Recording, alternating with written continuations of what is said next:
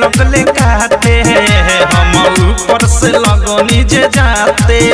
बाते रात एक बात रहे कुछो न बुझात काबू भइल न जवानी गरम पर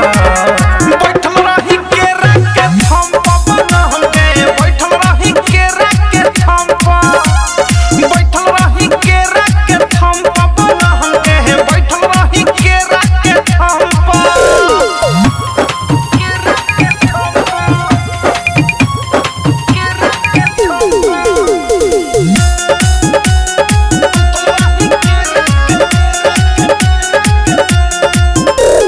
लगले जे हाफे त कह देनी साफे किया की जवानी के लहक गइले बा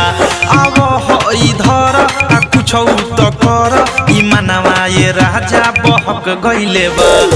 लगले जे हाफे त कह देनी साफे किया की जवानी के लहक गइले बा अब हो इधर आ कुछ त कर ई मनवा ये राजा बहक गइले बा दासा खैनी उनकर नासा में रहनी उहे भइल जवन हम सखी चाहनी लागल नाही शरम काम कैनी कुकरम कहनी दुनु हाथ फेर दुनु बम पर बैठल रही के रखे थम पवन हमके बैठल रही के रखे थम बैठल रही के रखे थम पवन हमके बैठल रही के रखे थम